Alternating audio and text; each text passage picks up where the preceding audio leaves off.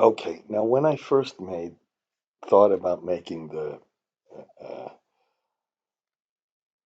videos about storage, I was not going to cover this whole ancillary service business that I kind of just screwed up a little bit before. I was not going to cover the cost of the ancillary services and work through the peaker costs and all that.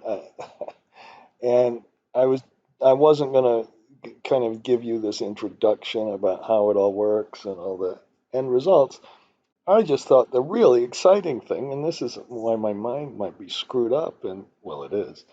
Oh God, am I getting in trouble lately? I thought the exciting point was how do we make a little dispatch model when we go for a day and we see how do we charge and discharge the battery, and how do we figure out how big a battery is needed, and how do we do this little goal seek to figure out the sizing of the solar, the sizing of the battery, and do all that and take the mystery all out of it. So, remember I kind of showed you this in the last video where in this case, come on, we don't we have all this unserved energy, okay, and then we put more and more solar in, and we put more and more solar in, and then we're seeing what kind of a system do we really have to do to uh, uh, to just size the battery and the solar correctly, just right. So we just get to a zero storage of the battery, and we fill up all our loads so we don't have any unserved energy, and we figure out how much solar to put in here, and we tie it to the different kind of uh, possible uh, curves, supply curves, and just I thought, oh man, this is so exciting to just do it, not to look at the results. Who knows? This is like pressing an app to look at the results. Isn't it a hell of a lot more interesting to actually make the model? And I bet you nobody's going to watch this and nobody's going to kind of give a crap about it. But here, there's just one enormous trick. There's one enormous thing to think about. And the thing to think about is you cannot discharge the battery until you've charged it. So you can't kind of do it chronologically. You've got to start with the first period where we've got enough solar power to charge the battery. That's this period. That's this period number 8. And then once we reorder things with a little bit of match and index, once we reorder things, we can figure out how much you store. And up here, we realize that if you take an hour by hour by hour by hour model, and you add up things to hour, this balance of storage, which is on this axis, is kind of this storage right here. We see this is the size of our battery. This is Oops, do I really have to show you this? I guess I have to show you this for the umpteenth time. The very first time somebody told me about batteries and kind of didn't know you can use them in distribution and stuff, and I never really thought about a car battery or even my that that one. This tells you the balance tells you how much here, and then this how much you're putting in hour by hour. Let's find the Excel file. Oops, come on. Ah, shit. There. It's kind of, I think this file's getting big and slow, and I've got some other crap open. This tells you the capacity. We got to take the maximum. We got to have enough capacity to put in the battery. So somewhere I have this capacity, and why is it 210? We'll look at that. Okay, and then this is not good enough. If you discharge the battery all the way down, this 1000 isn't good enough. You better buy a bigger battery and get it up to here. So if we reorder things, And we've got to make this whole thing work. We got to figure out how much electricity we need in the first place. Okay, we reorder things, we match it chronologically, and we're off. And now I'm finally going to do it. And here's what I'm going to do. I'm afraid to do this. Ooh, I'm totally afraid to do this, but I suppose there's an undo key in Excel. So let's delete this. And let's delete all of this too. Why not? And let's just work through all of the equations. You can turn the thing off right this minute if you'd like. I think maybe I'll leave some of that there. Okay, so the first thing we need to do is establish what our loads look like. We only really need a load shape. Now, another thing I hope to do in this little video is kind of explain some of where some of this data came from. And it seems to me that when you run these business cases, when you're trying to evaluate, does this damn hydrogen thing make sense? Does it really make sense? You know, you need some data. And if we can use real data, that's great. So what I did is I collected as many load shapes as I could find, and I couldn't find very many. And it's embarrassing. I want the annual load shape of a building. So, somebody gave me here, I found this one. Here's, oops, I guess this is, here's an electric vehicle, here's a commercial building. And they kind of gave you these 24 hours, and sometimes they gave you the weekends. So if we press, oops, I just lost it. Shoot. Okay. Whatever. If we press function Alt F1 or Alt F1, we kind of see what it is, and then you get it day by day. Okay, and then I put some of this stuff I had to put together. I just kind of collected this stuff for these different buildings. This is supposed to be a Washington building, and then what is this? Oh, that now we're into the solar. Okay, and then we said, okay, well, I just want to pick one of these things. Now, what I did is then divided the amount of electricity. So this is the amount of electricity in Chicago, for example. A function. Ah, shoot! Come on. Oh, I'm really. I think I've been swearing too much. How could I not? What's going on? Okay, one more time. Come on. Stupid. Okay, slowly. Function F1. And where does it put it? Right there. Oh, look at how much more you used in the summertime than the winter time here. And they've got these needle peaks because everybody has to have an air conditioning for the few days except I don't. And I sweat on these days a little bit. But I'll still make a video, and then the rest of it's kind of boring. Okay, so we have these shapes, and then what I do is just what I always used to do, is once you get them lined up, here's the peak load, 21,000 megawatts. That's pretty big. And then you got, here's in Pittsburgh, PJM for your commercial building. It doesn't matter. And then I go over here and make a shape out of it. So this Chicago would be this one divided by the peak, the AD4, and then the load factor is just the average. Since it's already expressed as the maximum of 1, you can just get a load factor here so you can kind of see what this stuff looks like. And then, where are the forms? So what you have to do to make a little drop-down box is you have to make sure and take these ones and I transpose them. F2 you will transpose in a minute, okay? And if we switch this, it gives us a different a number. These numbers correspond to the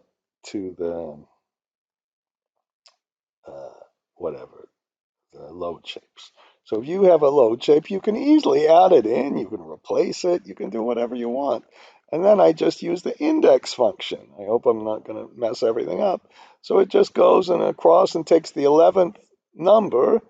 And is this how idiot I am? Once we make a drop down box, I assume you might have watched a video or two. You just go to the developer tab, and I wasn't going to do all this crap in this part of the video. It really wasn't. You just kind of right click. It's got to be that this drop down box doesn't work with. It's got to be. I guess it's got to be in a. I'm going back and forth. It's got to be in a across rows, not across columns. Did I say that correctly? And then we do another thing. We go back to this one, and I remember when I was in Prague, which I loved so much, and somebody said, why don't you? I used to use range names to do this or something, and then it doesn't give me the right answer because it gives a 0, and then it fixes it after that. And then we copy this to the load shapes, and that's just to assure you that's how it works. Okay. And now once we have the load shapes, all right, let's put it back to certainly a place that I know. Okay, and then once we have that, uh, uh, uh, then I have the load graphs. Okay, and then I just graph that, and we had 1 year of data. And remember, what you do is you make a little drop down box. I don't think I have to show you how to do that anymore.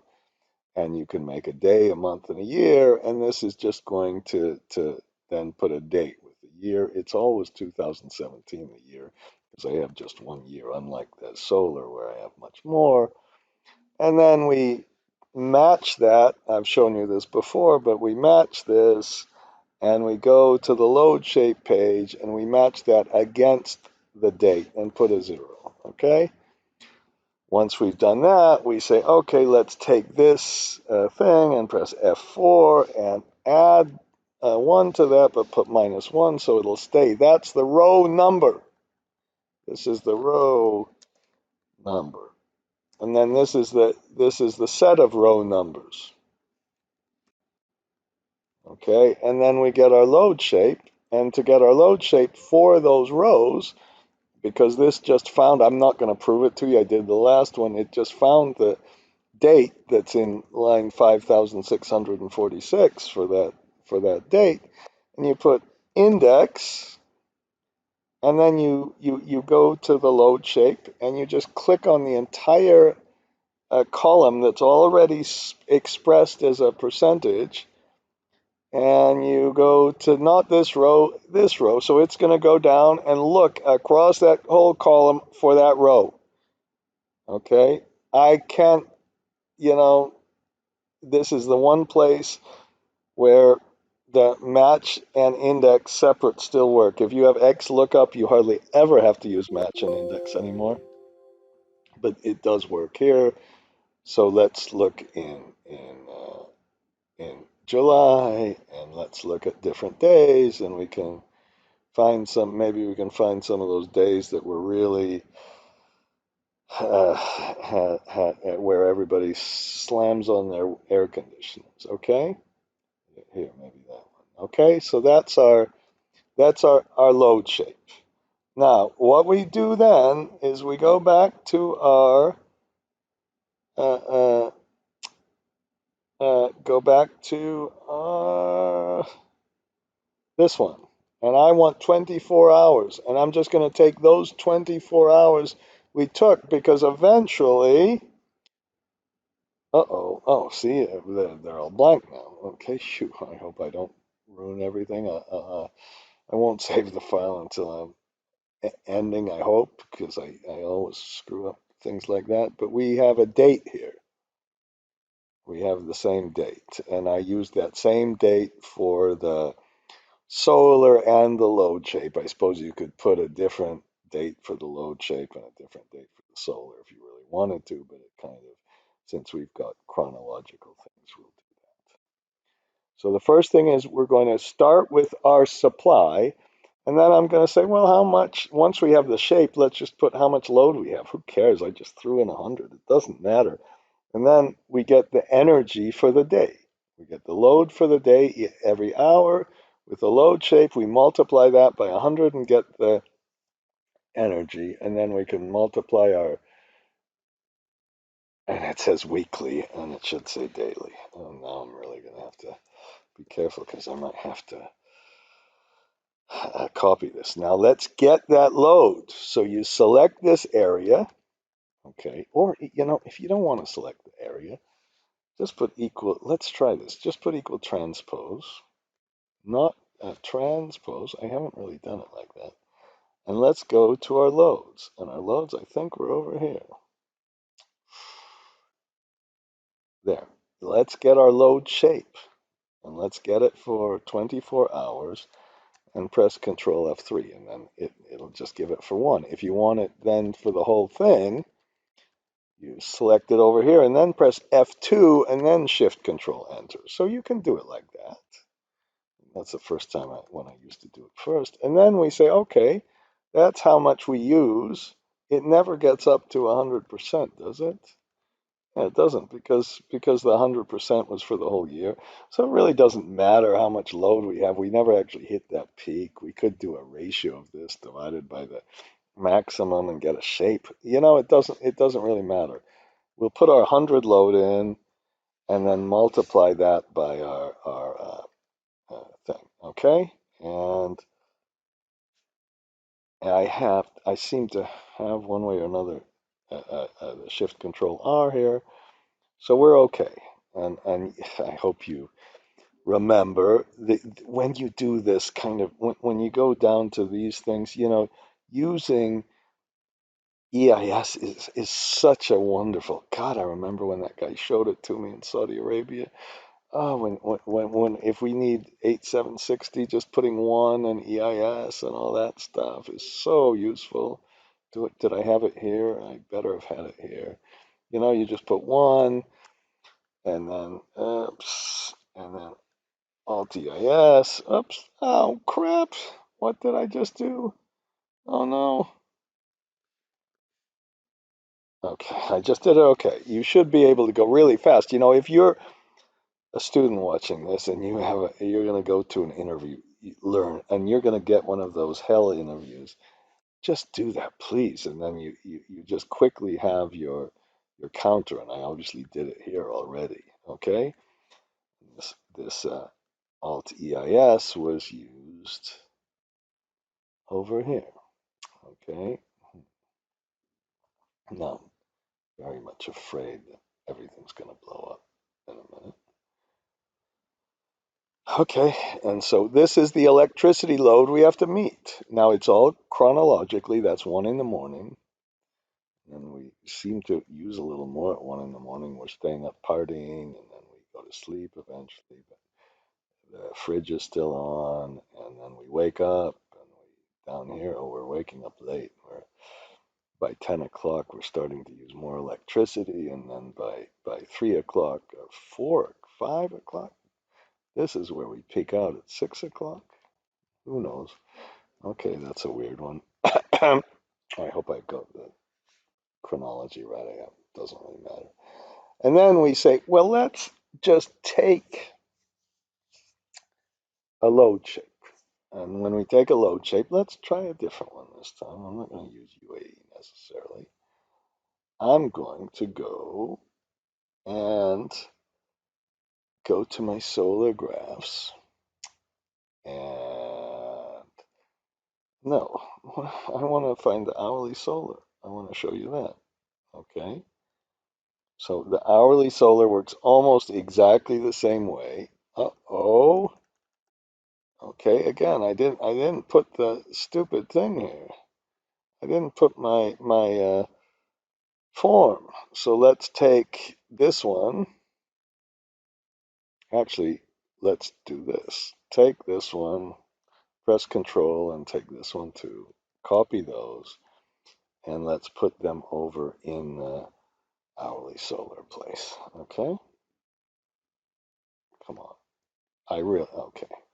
And so, oops, I guess. So this is, that's about as well as we do. So now let's take Malaysia without tracking. Okay, and that gave us this number. And over here, let's put Paris with tracking. How's that? Okay. Now I'm only going to use one of them. I'm not going to use them both. But we had to, where is it? Come on. We had two down here. Paris fixed. Okay. And they're both just index functions and they both work exactly the same way. And we just put an index and that 16 came from just a list of all this stuff. And then we do the same thing with the Paris fix. So I don't have to go through that, I'm pretty sure. Okay, but this time I don't have them in shapes. So now okay,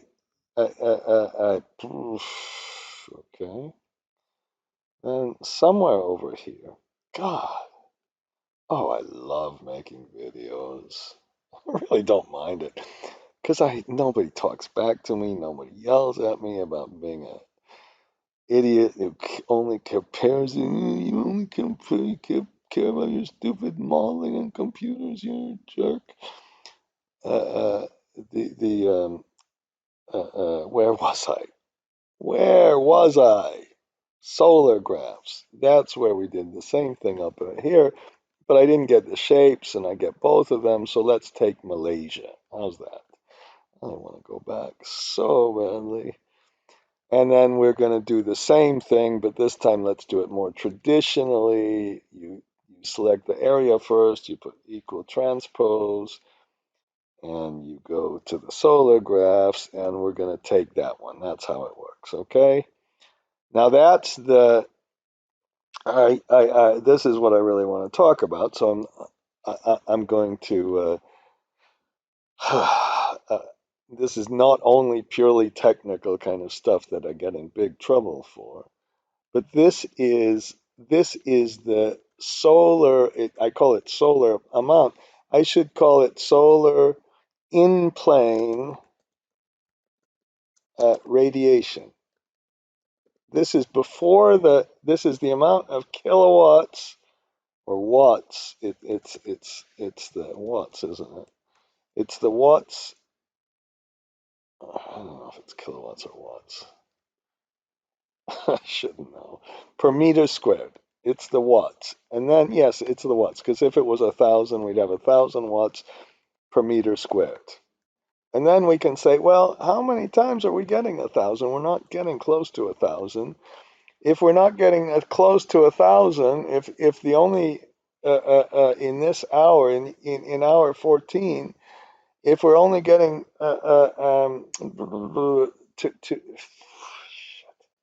if we're only getting 624, then that means our capacity is 62.4% because we're going to divide that by 1,000. So it's kind of like we're making a load shape a little bit out of that. And the capacity is defined based on the standard testing condition. Okay, so that's number two. And then we recognize that even when we have this 62% capacity factor in the middle of the day, that might be raining because it rains a lot there, but I don't care. And I just input this time a performance ratio. Ooh, no, I didn't really. I took that from the control square bracket. Let's find out. Yeah, that's kind of bad. It should have come from, oh my God, it should have really come from that. So you know what I'm going to do? I'm going to do something. Let's fix this. This is good to fix this. Let's just put in 84. Let's just say I'm going to put in a performance ratio. So, and now I might have a little bit of a conflict with this thing. And let's take this performance ratio here as well. So this is going to be our input. And you remember, now, no, we could color it later. Is that okay? I'm going to color it later because I'll get screwed up. So what we do is, if we have this much hitting the plane, the amount we get in uh, uh, uh, uh, uh, the alternating currents, I couldn't get that word out of my mouth, is 84%. That's what this performance kind of ratio does. And I remember when I first looked at this performance ratio, I got in this big debate about it, what it really was and all this. And then we say, well, this is our KWP, not our KW. And our KWP, we reduce it for this performance ratio thing, so we can press F4, or no, we don't have to do that. It's already got a range name. And then we multiply it by this capacity factor. It's kind of like the kWh divided by the kWp and all that stuff. And this is kWp. This is the kW we produce, of AC power we produce. So I had another mistake here. Okay. Uh, this right up here is really kWp, and you can yell at me, oh, you should have put it in a different place so it is more transparent. Oh, screw you.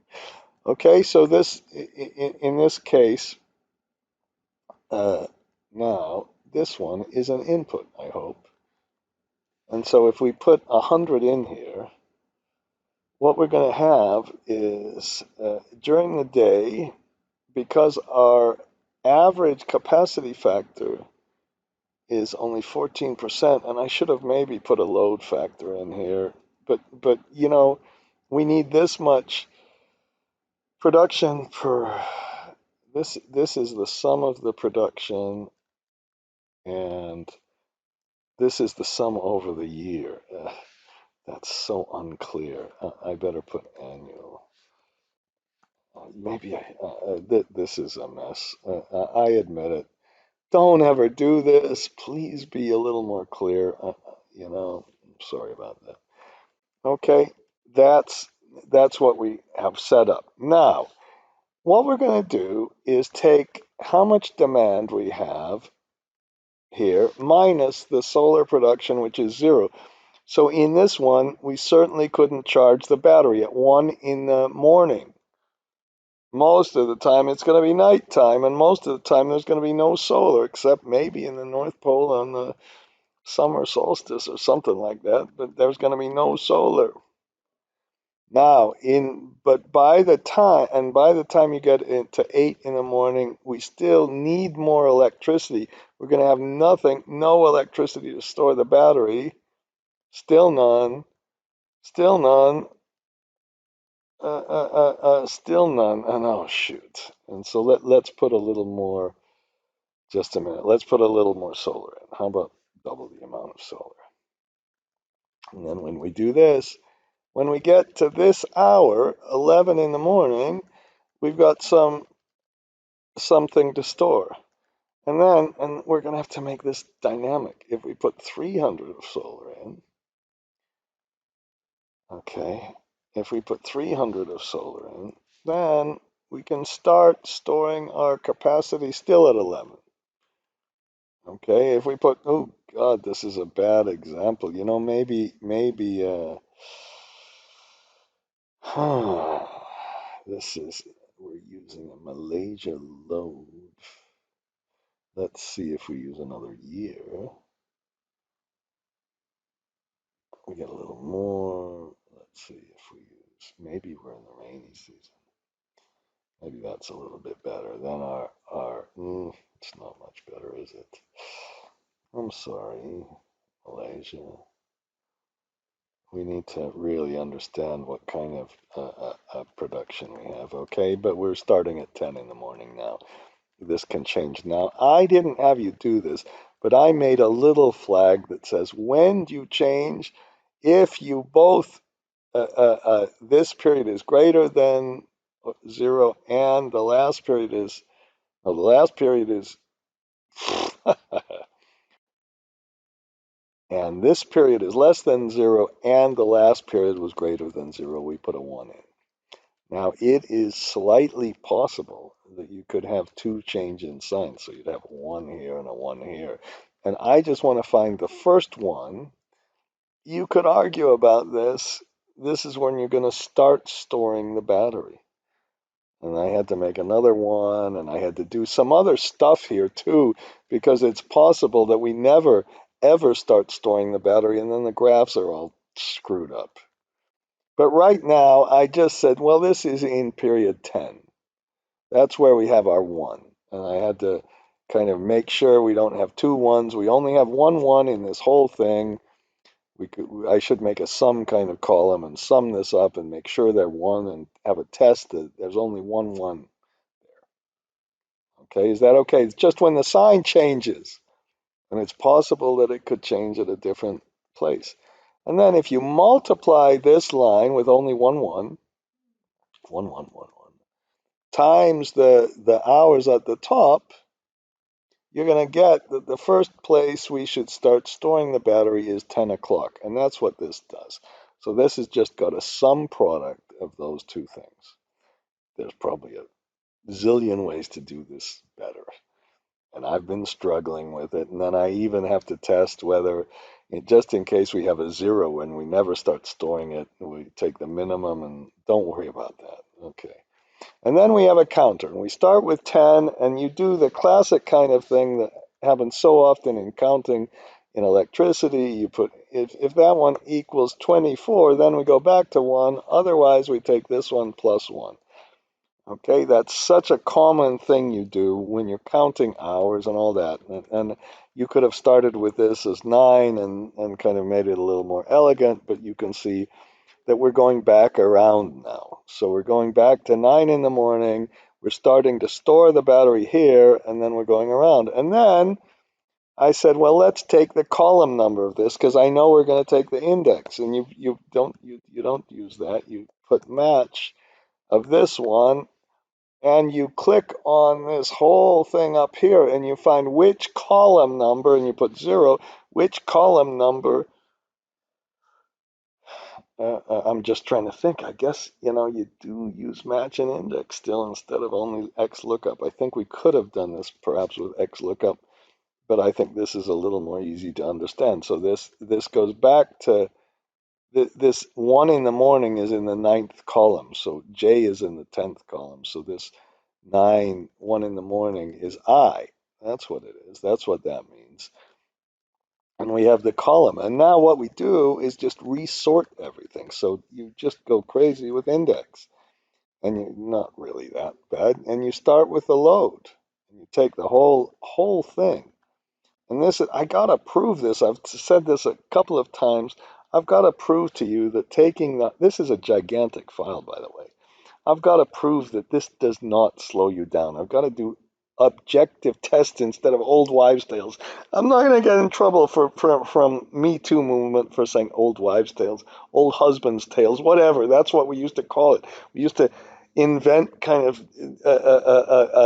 whatever, fairy tales about is this going to slow Excel down or that? And then somebody makes some rules and somebody puts it on the stupid Google, and then you say, no, you can't do that. What a lot of shit. We're going to do it objectively.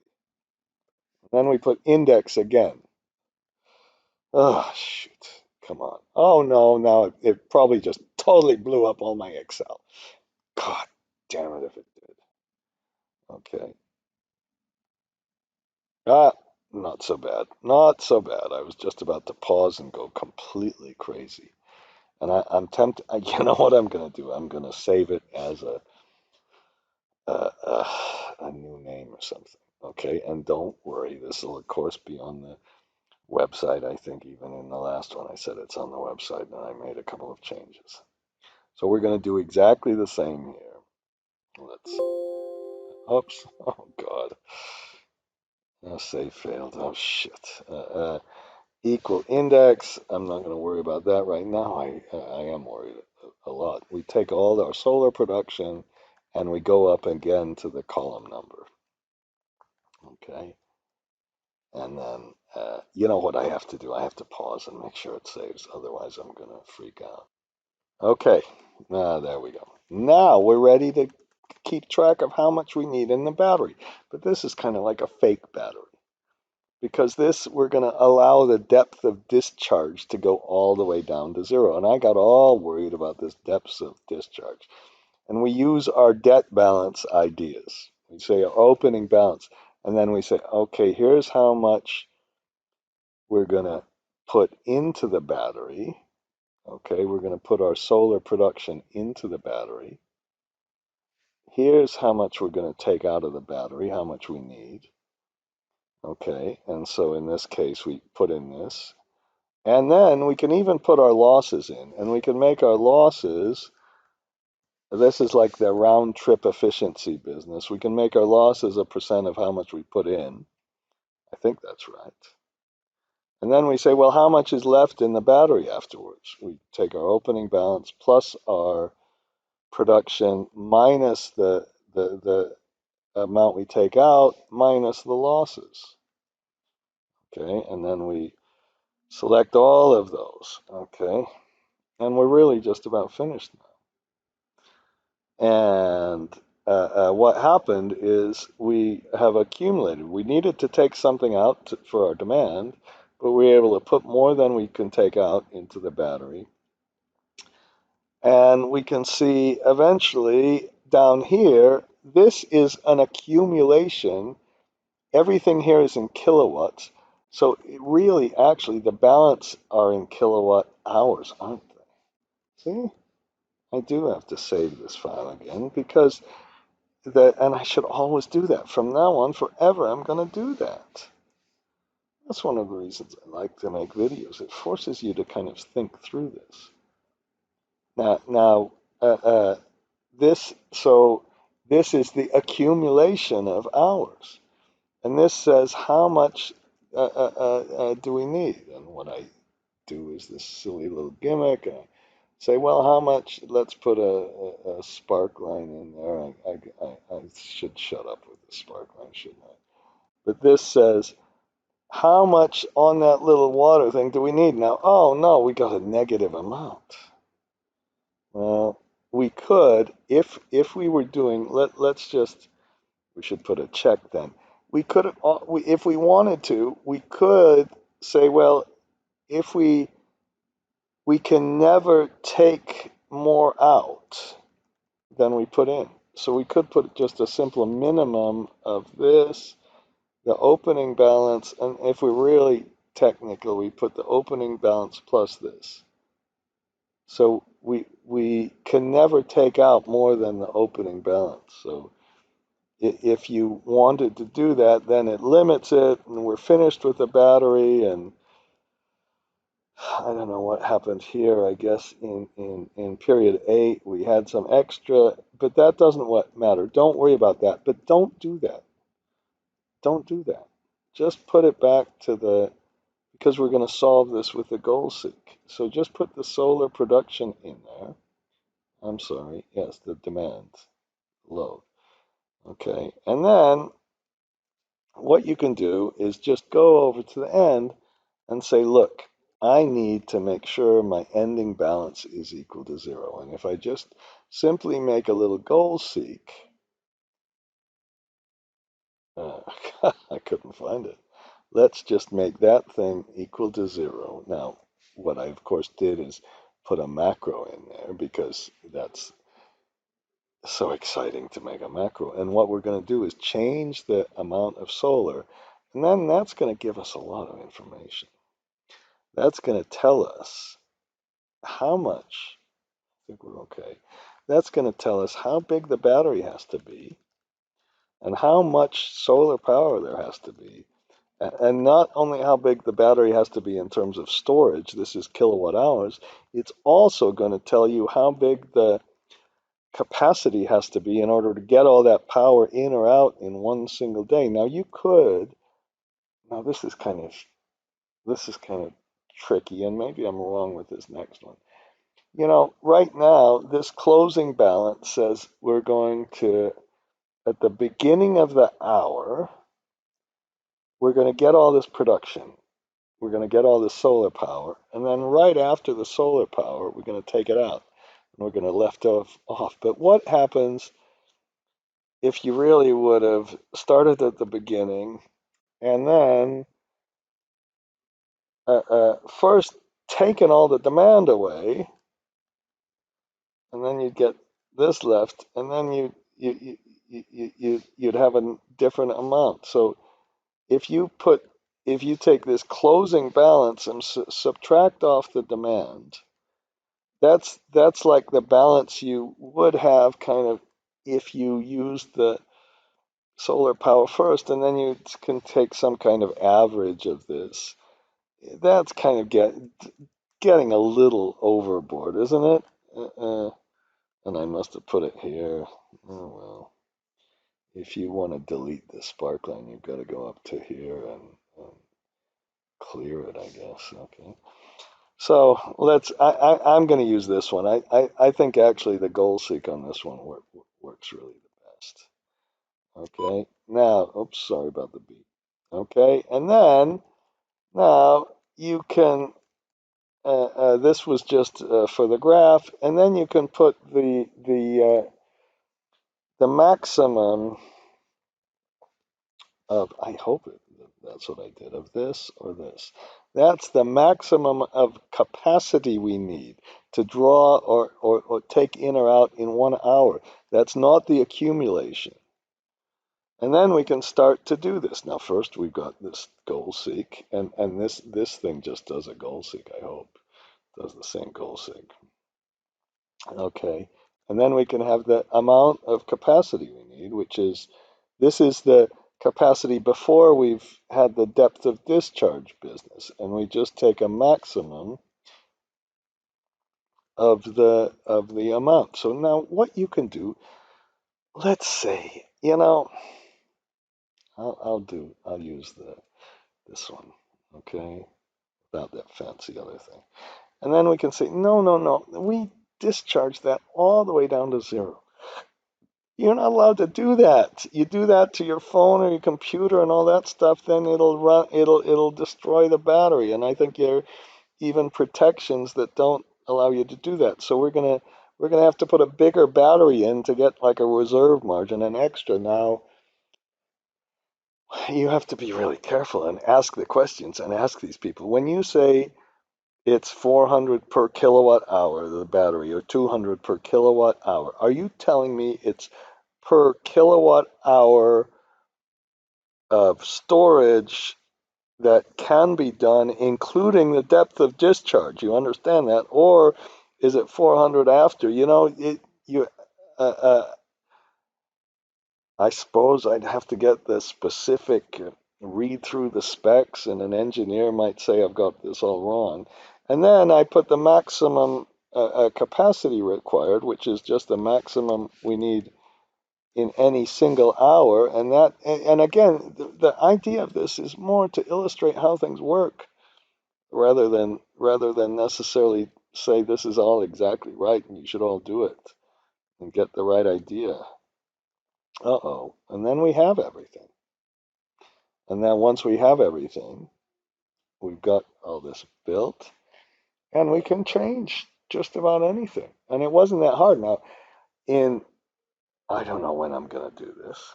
I really, really don't know when I'm going to do this. But somebody said, no. Do, instead of 1 day, do 1 week. And okay. And it's the same sort of thing. It really, really is. But on this one, we have unserved energy and all of that, and we can try to say, no, let's put some natural gas in here. Let's figure out, let's try different sizes of batteries and see which one works the best and all of this. But I think for me, this kind of day by day model illustrates what's really going on. And you can even try different days, of course, and try different. This is a different year. And this one, oh, we had a worse thing here. So for this day, we'd have to put more solar in. And then I think I'm going through, and you have to watch the other video to figure out this is just the solar LCOE. It's pretty high right now. And this is the, I better put this to be the right place. Okay. Oops. Okay. Okay, and this is the battery. So by the end of the day, yeah, this sucks. Maybe if we try a different day, maybe it was raining a lot that day, and we put it here, and then we get a different kind of answer. And I have to be careful. I might have adjusted the performance ratio inappropriately. I hope I didn't. Okay, that shouldn't have given us a different solar. Yes, maybe it should. We have the solar cost. In the last video, I'm not going to redo this, but in the last video, I tried to explain how you would put the total demand for the day in, the total cost, the total O&M cost of both the solar and the battery, and then you get your carrying charges, and at the end of the day, you get the real, not the nominal, you get the real LCOE. And I think that's enough, don't you? It wasn't even that long a video. But if I would have put those two together,